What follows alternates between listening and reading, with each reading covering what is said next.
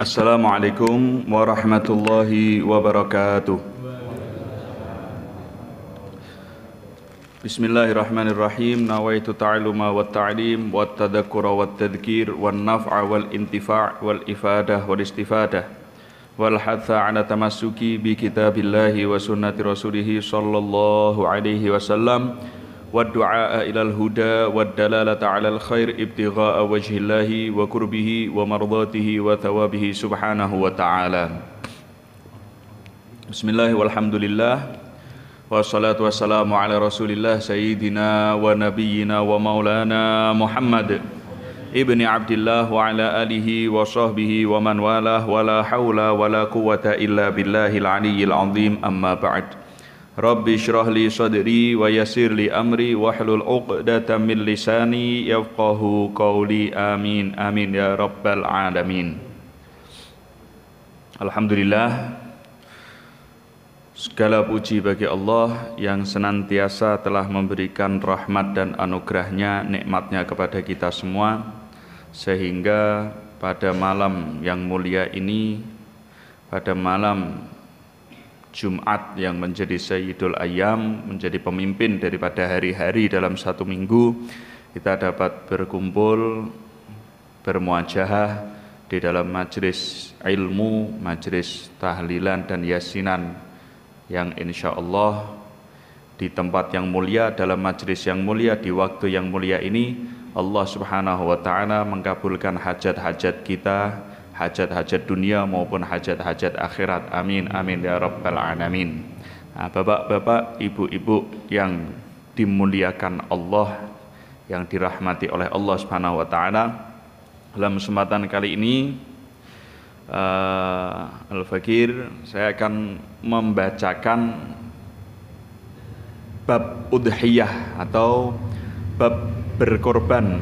Nah, kan sebentar lagi ini sudah bulan Dzulqa'dah, pertengahan Dzulqa'dah gini. Sudah pertengahan Dzulqa'dah, tidak sampai sebulan lagi kita akan menjalani ibadah kurban, yaitu yang disebut sini adalah udhiyah. Ini kita ambil dari kitab Al-Yaqutun Nafis. Nah, Al-Yaqutun Nafis ini kitab fikih dalam madhab Imam Syafi'i. Nah, Bismillahirrahmanirrahim. Qala al-musannif radhiyallahu anhu wa nafa'ana bihi wa bi'ulumihi fid dharain, amin. Al-udhiyah. Nah, udhiyah, apa itu udhiyah? Udhiyah ma yudbahu minan na'ami taqarruban ilallahi ta'ala. Udhiyah yaitu hewan yang disembelih daripada hewan-hewan ternak. Hewan ternak di sini yang dimaksud itu hanya unta, sapi dan kambing saja. Nah, dan disembelihnya itu taqarruban ilallahi ta'ala, tujuannya adalah untuk mendekatkan diri untuk ibadah kepada Allah subhanahu wa ta'ala. Nah, yang namanya udhiyah ini disembelihnya kapan? Min yaumin nahri, di hari raya Idul Adha, yaitu 10 Dzulhijjah, ila akhiri ayyami tasyrik, sampai ini waktunya udhiyah ya, waktunya menyembelih, ila akhiri ayyami tasyrik, sampai hari tasyrik yang terakhir. Hari tasyrik niku 3 hari sak sampunipun Idul Adha. Kalau Idul Adha niku tanggal 11 Dzulhijjah, berarti 3 hari setelahnya nggih tanggal 11, 12, 13 niku hari tasyrik. Nah, hari tasyrik ini juga masih termasuk daripada saat atau waktunya menyembelih, waktunya berkorban. Nah, hukmut tadhiyah, hukum daripada udhiyah, hukum berkorban. Hukmut tadhiyah, hukumnya berkorban, annaha sunnatu ainin lil munfarid. Hukumnya adalah sunnah ain. Nah, ada fardu ain, kalau ini sunnah ain. Sunnah ain lil munfarid, yang mana sunnah ain ini adalah untuk setiap individu, untuk perorangan. Itu memiliki sunnah untuk berkorban, tapi jelas bagi yang mampu. Ya, bagi yang mampu itu ya mampu untuk kebutuhan dirinya di hari raya Idul Adha dan hari malam Idul Adha. Kemudian juga mampu untuk menafkahi orang-orang yang wajib dia nafkahi. Mungkin anaknya, istrinya. Lah nafkah ini seputar apa? Nafkah itu bukan hanya uang saja, tapi nafkah itu adalah sandang, pangan, dan papan. Ya, pakaian, makanan, dan juga tempat tinggal. Nah, misalkan belum punya tempat tinggal, ya uangnya bukan dibuat korban dulu, tapi untuk menyajikan tempat tinggal dulu untuk orang yang wajib kita nafkahi. Nah, kemudian sini ada takliknya. Taklik itu sedikit tambahan-tambahan daripada matan atau tekstualnya. Nah, dimakruhkan untuk orang yang ingin melakukan ibadah korban. Nah, untuk orang yang ingin melakukan ibadah korban dimakruhkan apa? Izalatu sya'rin wa dufrin fi asyri dzilhijjah wa ayyamit tasyrik. Dimakruhkan untuk orang yang mau berkorban, dimakruhkan menghilangkan rambut, ya, menghilangkan rambut di seluruh tubuhnya. Juga dimakruhkan untuk menghilangkan kuku. Nah, dimakruhkannya ini di hari Idul Adha, yaitu 10 Dzulhijjah, dan juga di hari-hari tasyrik 11, 12, 13 ini makruh. Terus nek jenengan ajeng korban sing pun terdaftar untuk korban niku di hari Idul Adha makruh menghilangkan rambut dan kuku. Bagaimanapun bentuk menghilangkan itu, baik mencabut, mencukur, ya, atau ngobong misalkan, dimakruhkan. Bentuk-bentuk menghilangkan apapun itu dimakruhkan. Nah, sampai kapan makruhnya? Sampai menyembelih. Setelah menyembelih hilang itu karohah, hilang itu kemakruhan. Nah, terus gimana jika seandainya ada satu orang dia mau menyembelih beberapa hewan? Misalkan wonten saudagar. Nah, ada saudagar, dia satu orang tapi menyembelih 7 kambing misalkan. Nah, kapan ini hilangnya kemakruhan? Hilang kemakruhan untuk menghilangkan rambut dan kuku seluruh tubuhnya itu adalah ketika dia selesai menyembelih hewan yang pertama. Jadi hewan yang pertama sudah sembelih, ini hukum makruh untuk menghilangkan rambut dan kuku itu hilang. Nah, kemudian hukum yang kedua daripada udhiyah, hukum daripada melakukan berkorban itu, wasunnah kifayah li ahli kulli bait. Ada hukumnya yang kedua, yaitu sunnah kifayah. Sunnah kifayah. Kalau fardu ada fardu ain, ada fardu kifayah. Sunnah pun juga seperti itu. Ada sunnah ain, ada sunnah kifayah. Nah, sunnah kifayah ini kenapa kok dikatakan sunnah kifayah? Padahal kan untuk setiap orang dia memiliki memiliki kesunahan untuk berkorban. Artinya sunnah ain. Sudah ada sunnah ain, kok ada sunnah kifayah? Kenapa?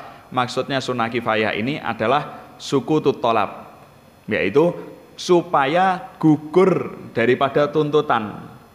Kalau ada satu keluarga, ya, untuk setiap penghuni rumah, katakanlah kalau bahasanya sekarang itu untuk setiap kakak, untuk setiap kakak itu memiliki kesunahan untuk berkorban jika memang mampu.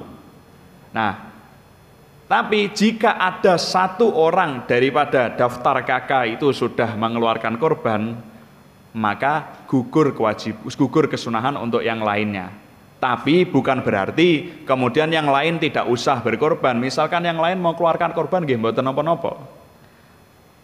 Tapi pahala yang didapatkan ini bukan kemudian merata seluruhnya mendapatkan pahala, tapi untuk orang yang berkorban saja pahalanya itu.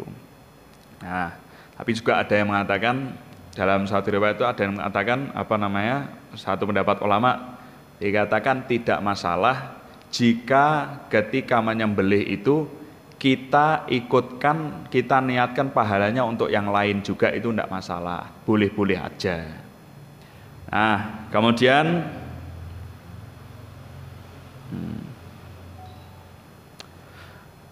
hukum yang ketiga, bisa jadi udhiyah berkorban itu bisa jadi wajib. Jadi tadi ada sunnah ain, ada sunnah kifayah, yang ketiga ada hukum berkorban itu wajib. Nah, wa annaha dan berkorban la tajibu tidak bisa menjadi wajib illa bin nadhar kecuali jika dinadari. Misal ada orang dia itu nadar, ya. Nadar bahasanya aku bernadar untuk berkorban atau lillahi alayya an udhuhiyah. Aku haknya Allah atas tanggunganku untuk berkorban. Atau bahasanya kita sendirilah, kulo nadar berkorban, maka berkorban itu menjadi wajib. Nah, apa sih bedanya nanti apa sih bedanya nadar, apa bedanya berkorban yang wajib dan sunnah? Nanti ada perbedaan. Nah, itu dilihat dari segi hukumnya dulu.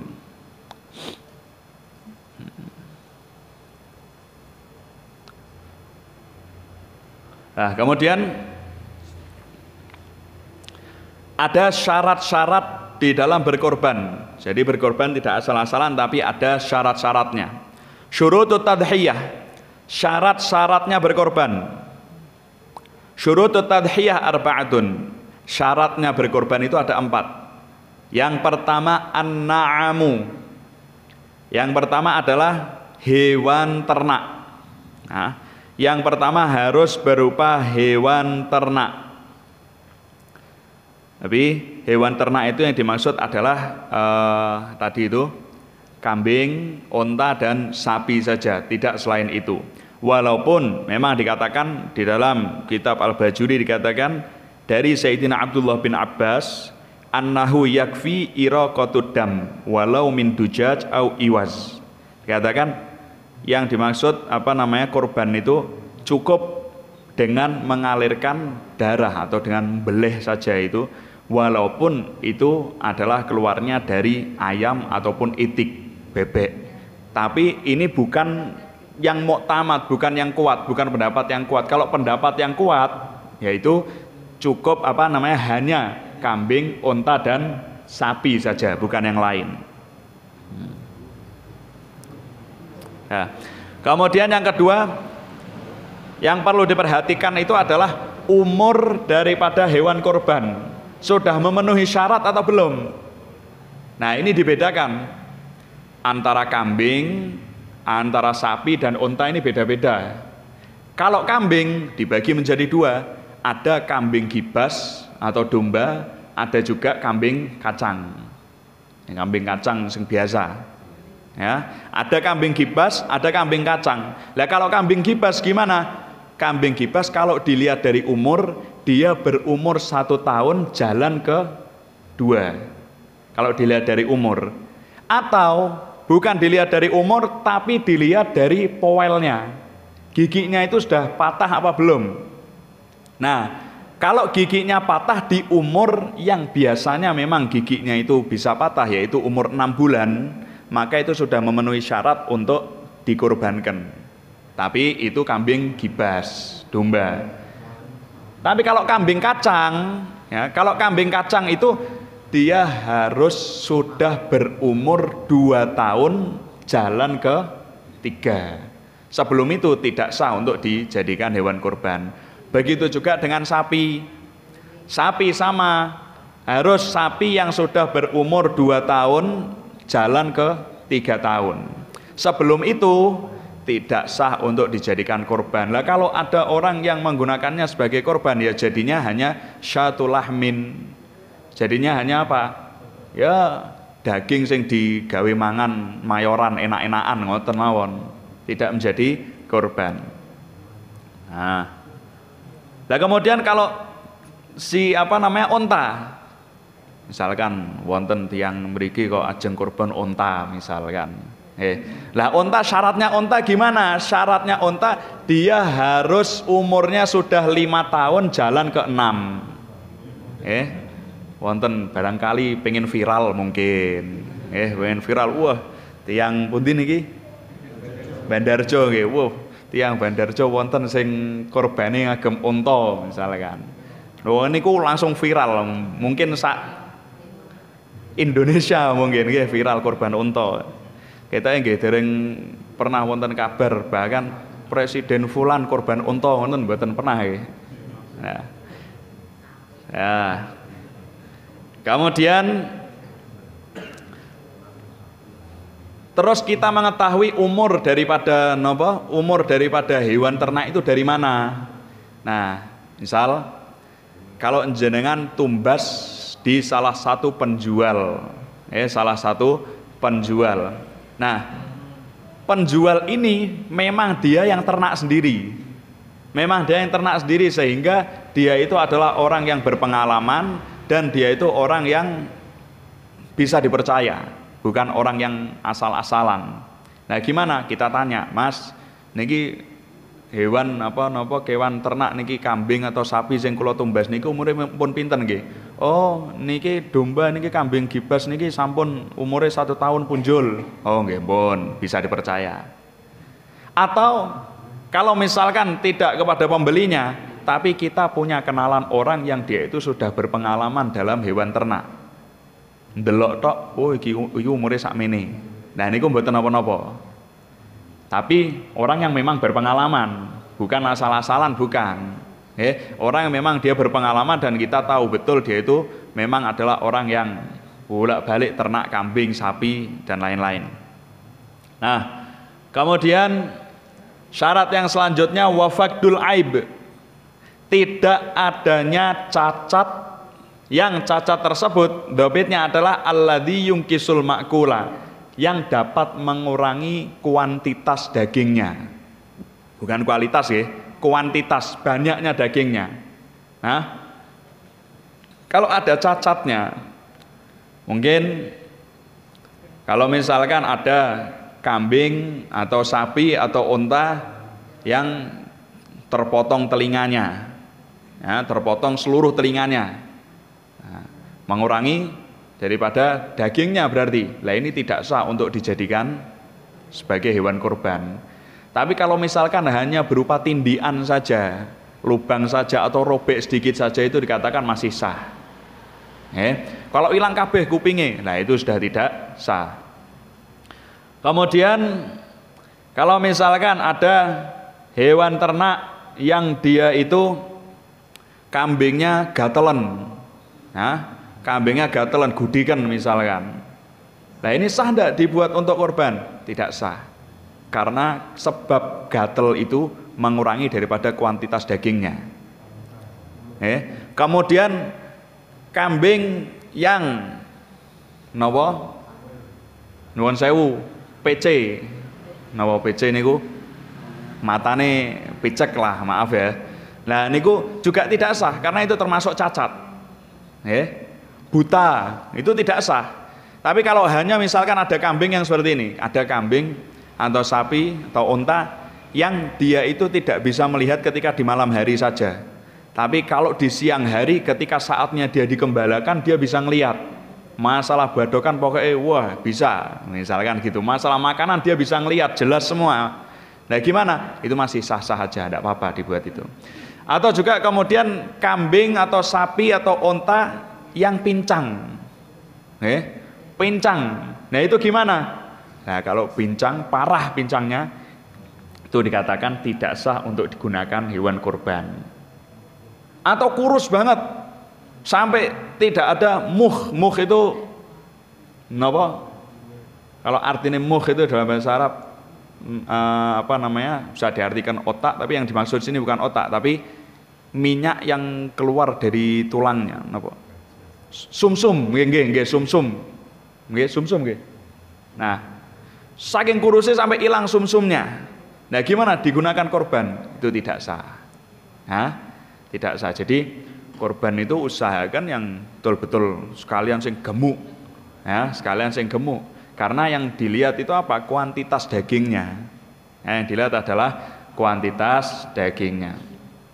Nah, pokoknya kita ngelihat cacatnya itu gimana. Kalau cacatnya itu bisa sampai mengurangi daripada kuantitas dagingnya, maka itu tidak sah digunakan untuk berkorban.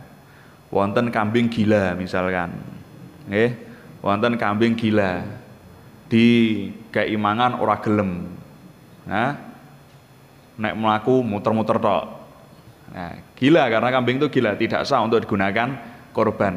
Nah, kalau misalkan ada yang tanya, kalau yang tidak ada tanduknya saja, nah, kalau masalah tanduk kan tidak digunakan untuk tidak dimakan. Tanduk itu tidak dimakan. Kalau yang tidak ada tanduknya itu tidak masalah.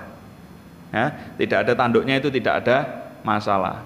Bahkan ada juga yang mengatakan ekor, tidak ada ekornya. Itu ada yang mengatakan tidak sah, tapi ada yang mengatakan tetap sah untuk digunakan korban. Karena bukan itu yang tujuan. Maksud sing tujuannya sing dipangan pokoknya ekor tok. Nah, itu kan tidak. Yang penting dagingnya itu. Nah. Kemudian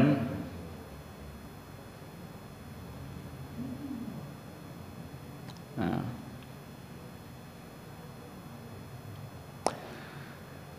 Kemudian waniyatu, syaratnya kemudian waniyatu inda dzabhi. Dan syarat yang selanjutnya adalah niat ketika menyembelih. Nah, ketika menyembelih itu harus niat. Nah, niat gimana? Niatnya adalah nawaitu at-tadhiyah lillahi ta'ala. Nah, aku niat berkorban bihadihi dengan ini hewan lillahi ta'ala. Ketika menyembelih itu niat, itu wajib hukumnya. Atau kalau misalkan jenengan niku tidak nyembelih sendiri tapi mewakilkan, maka ketika mewakilkan ini diniati untuk berkorban. Diniati untuk berkorban. Kalau nadar gimana? Kalau itu kalau itu hewan korban yang wajib, yaitu dengan dinadari tadi. Lah kalau hewan korban yang wajib dinadari itu tidak harus niat, cukup dengan nadar ditakyin. Ini adalah hewan korbanku, pun. Nego tidak niat juga tidak apa-apa, tapi yang penting harus ada takyin, menentukan ini, takyin itu. Nah kalau tidak ada takyin, tidak ditentukan, tetap harus niat ketika menyembelih. Itu kalau yang korban yang wajib. Nah, kemudian waktu tadhiyah, waktunya menyembelih. Nah, waktu tadhiyah adapun waktu menyembelih min mudhiyi qadri rakaataini, yaitu dari berlalunya seukuran melakukan 2 rakaat wa khutbataini, dan melakukan 2 khutbah khafifatin yang ringan-ringan. Artinya yang ringan-ringan ini jenengan sholat rukun-rukun tok dan jenengan khutbah rukun-rukun tok.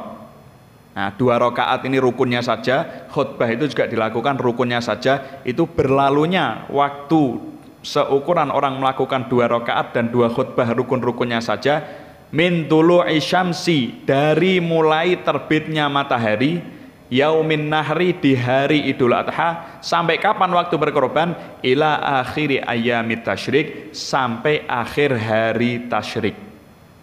Sampai akhir hari tasyrik. Itu waktu berkorban. Tapi dalam madhab Imam Syafi'i dianjurkan supaya tidak melakukannya di tanggal 13 hari tasyrik. Jadi hari ketiga. Kan 11, 12, 13. Kenapa? Karena di luar madhab Imam Syafi'i mengatakan bahwasannya melakukan berkorban di tanggal 13 hari tasyrik itu tidak diperbolehkan. Tapi madhab Imam Syafi'i tetap boleh, tapi dianjurkan untuk tidak di hari ketiga daripada hari tasyrik. Nah, kemudian ada duman tujzi'u anhumul udhiyah al-wahidah. Nah ini yang kemarin juga ditanyakan tentang apakah boleh urunan 7 orang untuk 1 sapi atau 1 unta, apakah boleh? Nah ini tujzi'u al-badanah an sab'atin, mencukupi 1 unta untuk 7 orang, wal baqarah an sab'atin, dan 1 sapi untuk 7 orang, Karena ini ada dalilnya juga. Tidak mungkin dalam fikih tidak ada dalilnya, tidak mungkin. Diriwayatkan daripada sahabat Jabir radhiyallahu an, beliau mengatakan bahwasannya kami pernah suatu ketika di tahun perjanjian Hudaybiyah. Nah, di tahun Hudaybiyah itu kami bersama Rasulullah Shallallahu Alaihi Wasallam, kata sahabat Jabir, melakukan korban dengan 1 unta untuk 7 orang. 1 unta untuk 7 orang. Nah, wal baqara an sab'atin, sapi juga bisa untuk 7 orang. Wasyatu, akan tapi kambing itu an wahidin fakot, cukup untuk 1 orang saja. Nah ini. Nah tapi yang perlu diketahui ini, wahia, 1 kambing afdal min musyarakatihi fi ba'irin wa baqarin, itu lebih utama daripada bersekutu atau urunan di dalam mengeluarkan 1 sapi atau 1 unta. Terus ngeten, mengeluarkan 7 orang urunan bersekutu untuk mengeluarkan berkorban 1 sapi atau 1 unta, sama 7 orang itu satu persatu mengeluarkan 1 kambing, itu lebih afdal mana, lebih utama mana? Maka lebih utama setiap orang mengeluarkan 1 kambing, itu lebih utama. Nah, lah ditinjau dari apanya? Bukankah 1 sapi itu pasti dagingnya lebih banyak daripada 7 kambing?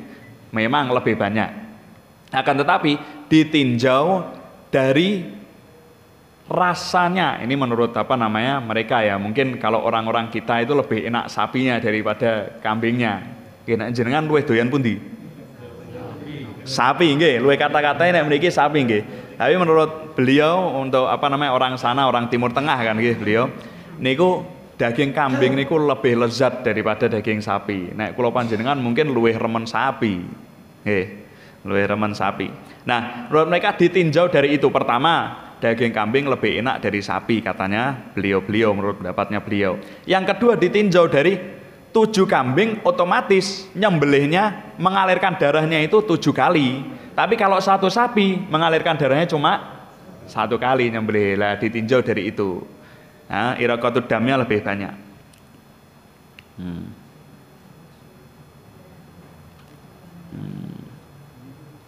Kemudian katakan la yajuzu an yudhhiya an ghairihi bi ghairi idnih.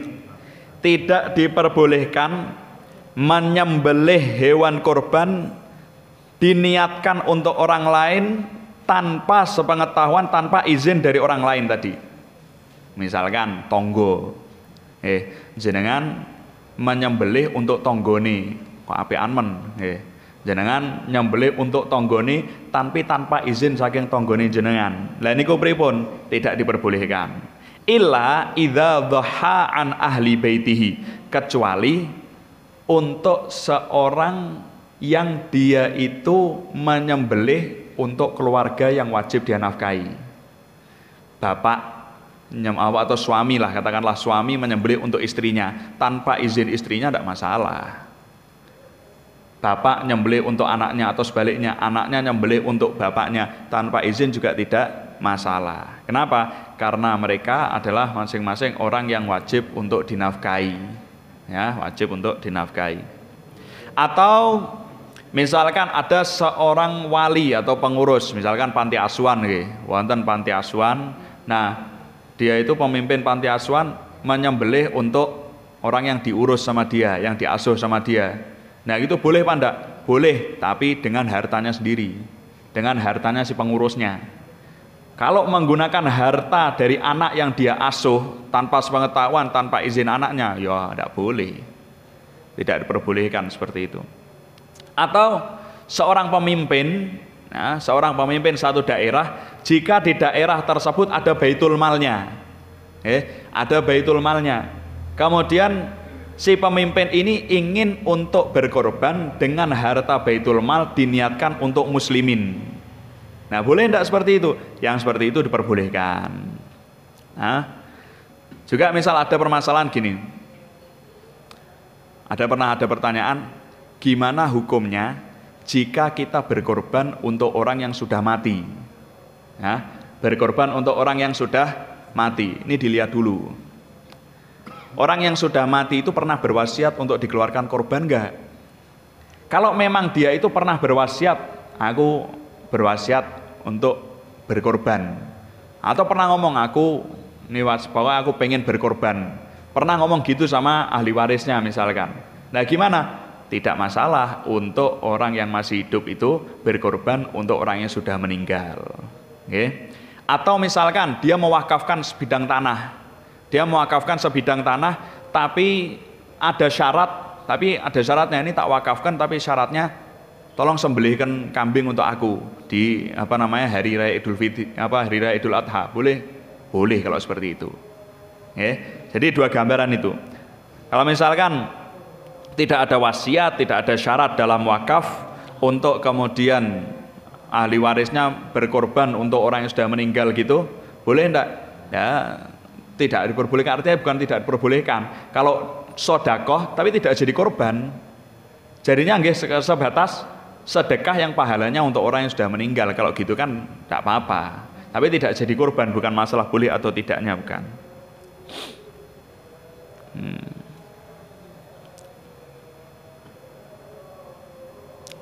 Nah, kemudian fa in dhaha an hayyin bi idnihi, jika ada orang yang dia itu berkorban untuk orang lain, mengeluarkan hewan korban untuk orang lain.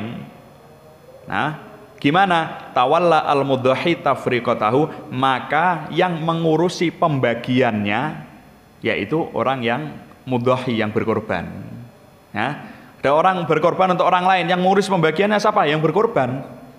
Yang nyembelih siapa? Dia nyembelih untuk orang lain, ya dia yang mengurusi pembagiannya juga. Ya. Nah, kemudian masriful udhiyah. Nah, masriful udhiyah, orang yang berhak untuk menerima hewan korban. Nah, yajibu wajib at-tasadduqu mensedekahkan bijami'il udhiyah, dengan seluruh hewan korban al-mandhurah yang dinadari. Ini sing wajib nggih. Hewan korban yang wajib itu wajib untuk disedekahkan seluruhnya. Jenengan nadar untuk berkorban, maka korban itu yang aslinya sunnah karena nadar jadi wajib. Nah, ketika hewan korban ini wajib, maka seluruhnya yajibu at-tasadduq, wajib untuk disedekahkan seluruhnya. Enggak boleh makan sebagian, itu tidak boleh, wajib sedekahkan semuanya. Kenapa? Karena dengan nadar itu kepemilikan orang tersebut kepemilikan orang tadi sudah berpindah, sudah keluar dari kepemilikannya. Ketika jenengan nadar, ini saya nadar mengeluarkan kambing ini untuk korban, saya nadar berkorban dengan kambing ini. Seketika dengan nadar itu kepemilikan jenengan sudah hilang. Lah terus kepemilikannya kemana? Ke fuqara. Itu miliknya itu kambing itu sudah menjadi kepemilikan, sudah menjadi haknya fuqara, bukan lagi menjadi kepemilikan jenengan dengan nadar tadi. Nah, wa yujzi'u ni'un ghairu tafih, wa yujzi'u, dan mencukupi ni'un. Ini untuk hewan korban yang sunnah. Nah, untuk hewan korban yang sunnah itu mencukupi ketika kita memberikannya dalam keadaan mentah. Kepada fuqara kita berikan dalam keadaan mentah. Ghairu tafih, tapi bukan yang tidak ada harganya. Artinya bukan yang tidak ada harganya tuh, bukan terus kita berikan jeroan-jeroane tok, sing dikeke ususe tok, ya, kemudian jeroan-jeroan yang lain, bukan, tapi berupa daging itu yang bisa yang memiliki harga, kita berikan. Min lahwil mutatawwa'i biha, daripada daging udhiyah yang sunnah. Nah, tapi ini yang perlu diperhatikan. Kita wajib memberikan hewan kurban itu adalah kepada orang muslim. Ya, kepada orang muslim. Jadi untuk hewan kurban itu wajib kita berikan kepada orang muslim. Nah, terus kemudian yang perlu diperhatikan juga, wala i'ta'ul jazzar ujratahu min nahwi jildiha. Ini untuk panitia, untuk tukang jagalnya itu tidak boleh diberikan daripada bagian-bagian hewan kurban. Contoh, kulitnya nanti pokoknya tak keke, engko kulitnya tak keke untuk apa namanya tukang jagalnya. Ini tidak boleh. Ya, tukang jagalnya mengambil bagian dari kulitnya. Tapi terus upahnya gimana? Upahnya tidak boleh diambilkan dari hewan kurban tadi, tidak boleh. Upah untuk penjagal, untuk penyembelih, untuk panitia tidak boleh. Upahnya itu dengan hewan kurban tidak boleh. Tapi gimana? Mu'natuhu alal malik. Upah untuk orang yang menyembelih dan panitia mungkin yang bagi, upahnya itu diberikan kepada malik, ditimpakan kepada pemiliknya. Nah, timpakan kepada pemiliknya. Nah, wala yasihu bai'u syai'in, dan tidak sah, tidak diperbolehkan menjual sesuatu minha daripada udhiyah. Nah, tidak sah menjual daripada udhiyah. Terus misalkan kita ada hewan kurban, nah hewan kurban itu afdolnya, hewan kurban yang sunnah itu afdolnya kita sodakohkan semuanya, tapi kita sisakan sedikit untuk kita bertabarruk, untuk kita makan, mengambil berkah daripada hewan kurban tersebut. Nah, jadi kalau yang wajib tadi, hewan kurban yang wajib karena nadar, wajib disodakohkan semuanya.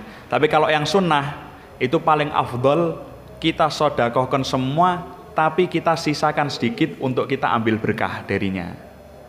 Nah, itu adalah yang disebutkan di dalam kitab Yaqutun Nafis. Kemudian di sini ada beberapa sedikit tambahan ya.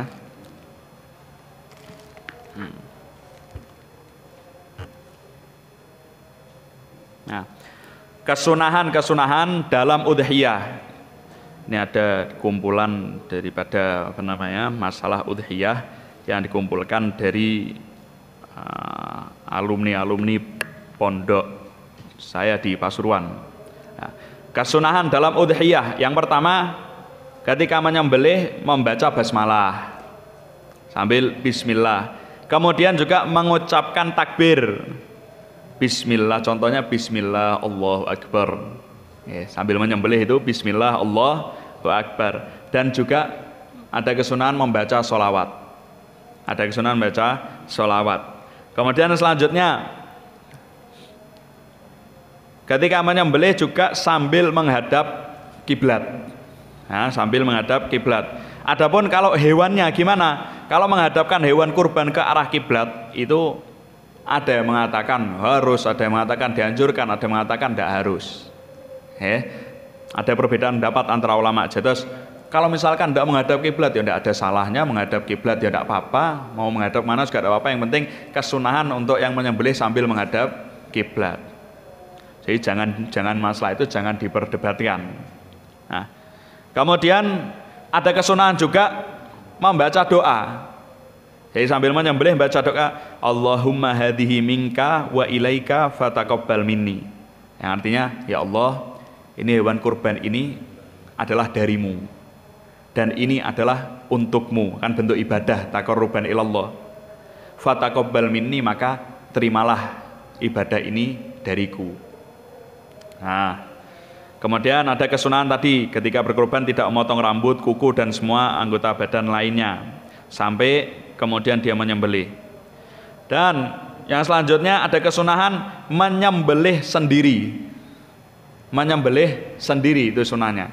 Tapi kalau tidak mampu menyembelih sendiri, ya, tidak mampu menyembelih sendiri, boleh diwakilkan ke orang lain. Atau kalau misalkan perempuan, kalau perempuan ya diwakilkan kepada orang lain.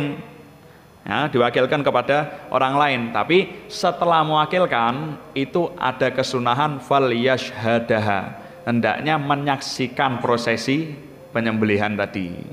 Itu ada kesunahan. Terus kemudian ya tadi sudah jelaskan seperti untuk seorang pemimpin daerah sunnah menyembelih hewan kurban, diambil hartanya dari Baitul Mal, diniati untuk muslimin, yaitu sunnah. Catatan ada tambahan ini, menyerahkan hewan kurban kepada satu tokoh masyarakat atau kepada seorang ustadz berupa hewan yang masih hidup, bukan sudah daging yang sudah dibelih, bukan, maka itu tidak bisa dikatakan menjadi milik ustadz atau tokoh tersebut. Tapi hanya menjadikan ustadz tadi dan tokoh masyarakat tadi hanya sebagai wakil saja, ya, sebagai wakil saja dalam penyembelihan serta pembagian. Karena pembagian kurban itu harus dalam keadaan sudah disembelih, sehingga tidak diperbolehkan untuk mengambil dagingnya sedikit pun kecuali seukuran yang ditentukan oleh orang yang berkurban. Nah, mungkin kalau sudah ditentukan tadi itu, ya kan ini kan tadi kalau sudah ditentukan untuk orang yang diwakilkan tadi, okay, bukan panitia, okay, berarti okay, kalau ini orang yang sudah diwakilkan untuk menyembelihan. Kalau permasalahan ini ya, kalau misalkan saya mewakilkan jenengan, dan jenengan ini kemudian sudah menyembelihkan, kemudian juga membagikan, tapi saya tadi sudah menentukan, nanti kepalanya buat sampean sebagai wakil, gitu kan, sudah menentukan. Nah kalau seperti itu boleh saja, ya, kalau seperti itu boleh saja. Tapi kalau untuk yang tadi ini gimana? Menjanjikan kepalanya itu dijual, kemudian uangnya dikasihkan ke fuqara. Ya. Beda ya.